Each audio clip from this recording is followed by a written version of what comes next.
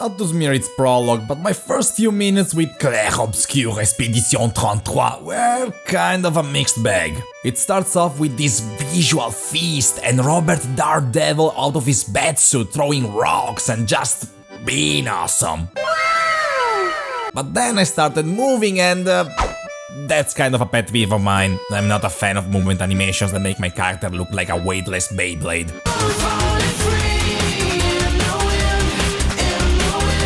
Then the game spilled en plein air a mess of terms I couldn't understand. The paintress, the etching chroma, Fracture. pictos. My relationship. But then I got to shoot a teenager in the face. That's a relief. I was afraid we were going nowhere with this. Then this happened and oh, I'm sorry, Clair Obscur Expedition 33. I wasn't familiar with your game. Color me shocked. This is going to be a story that makes me care for its characters. I'll accept this game as an official apology for all the times I got insulted in Paris, alright? I'm still gonna refer to the title using my best impression of a French accent though. Set in modern-day France, Clair Obscur Expedition 33 frames a very straightforward situation. There's a giant lady that every year fulfills everyone's wish of dying before becoming old and grumpy, but you don't feel like following in Jesus' footsteps and really want to get past the ripe age of 33. Doomsday scenarios like this one are always a great blank canvas for stories about humanity's resolve and tenacity, but Clair Obscur Expedition 33 how do people speak in this language all day? But Clair Obscur has a lot more layers than I expected. Do you have rocks for eyes? I can't really say anything more without spoiling it, but suffice to say, it doesn't refrain from being bleak, nor does it try to wash out its themes with easy ways out. It's a melancholic and existential story, but it still understands that tragedy is born from comedy. One moment, you're surrounded by dead bodies, the screen a bright red vermilion, and the air feels thicker than oil, and now, here I'm fighting Ghastly, who spends the entire fight bouncing on top of my party. The goofs, the brief moments that act as a palette cleansers create a much-needed chiaroscuro, oh hey, that's the name of the game, that makes the characters so much more endearing. Get out of my way! Jeez. Parino. No, it's just that it's the password. Come on, how can you not want to protect this guy with your life and soul now? It all feels very Nier-esque. The music, the story, the mood, they're all very reminiscent of the first Nier, except everything here has a pretentious French name. That! I'm not claiming it's drawing inspiration to the point of feeling like a cheap copy. Clair Obscur retains a strong auteur vibe. There's so much care being put into tiny details. Look at all these paintings, man! Every game would reuse the same 3 assets over and over, while here each single one is different and… Wait, I already saw this one.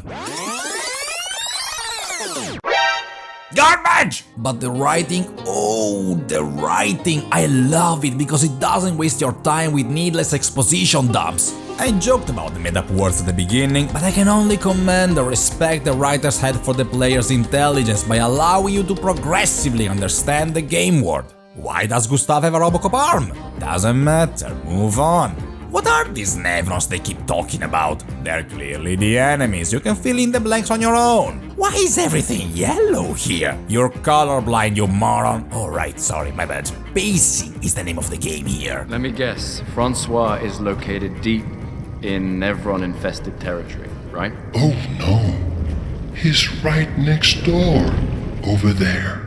And just like that, this guy has destroyed Final Fantasy VII Remake entire career. Time's never wasted. We either progress through the story or we get to fighting some big bastard. And big bastards they are. I haven't taken a harder ass whooping since my last night out with the boys. Don't king shame. In the first half of the game, you think you're playing a turn-based RPG and it's cool. The party's abilities all play off each other, you can come up with tons of different combinations and strategies. The whole point here is creating the most ludicrously OP builds imaginable. Then you get to the second half.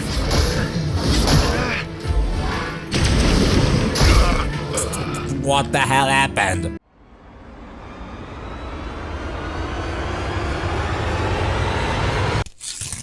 Ah, that explains it. In a way, this is the hardest RPG I've played since Shin Megami...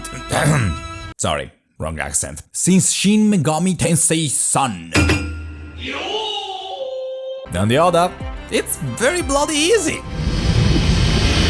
It's accessible by never getting too abstract with multipliers and dozens upon dozens overcomplicated mechanics. What's this mana management RPGs keep blabbing about? I'm spamming the Armageddon at every encounter, no problemo. You can completely ignore all the RPG part and just become the new Sword Saint of Paris one counterattack at a time. But Jesus Christ, it's hard and punishing. Leveling up and build crafting basically exists to give you an edge while you keep sweating over every parry, and it works! It's a rare occasion where accessibility doesn't equate to baby mode.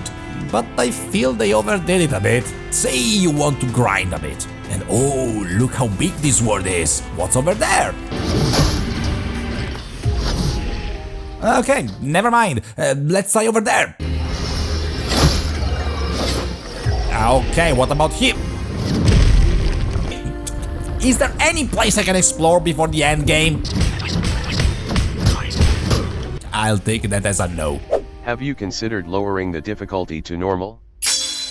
I guess this makes the post-game a lot more content-filled, but Clair Obscur does very little in terms of signaling which areas you can explore and which ones hide French Satan, until you actually get there and see that big danger, which would be fine if it didn't take so goddamn long to navigate the world map. Ironically, this is the one game where using vomit green paint would have been acceptable. Hey, listen, we're all friends here. We all agree this game is good, okay? I'm pointing out the few criticisms I have because I respect the developers and believe that they have the talent to improve further. That's why I'm saying some things here are just too hard. Some things here are grueling challenges no one should be asked to put up with. And I'm talking about the UI, which fucking sucks. Not as much as the beach volleyball minigame, but I'm drawing a line here. For the love of God, what is this atrocity? Can you even imagine having to go through this every time you need to modify your party's skills and passive abilities? You don't need to imagine it, you'll have to do it anyway. Developers, fix your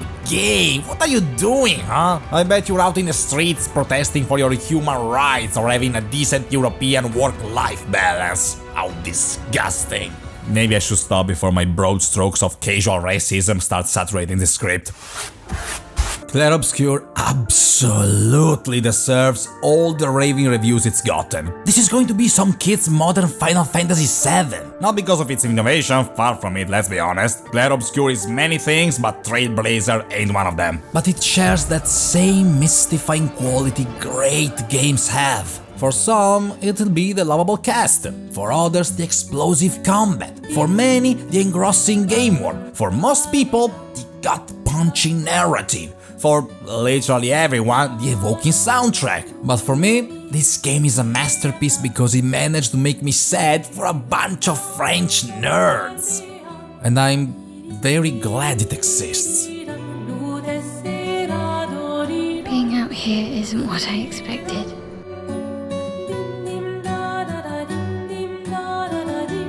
Everywhere we go, just death.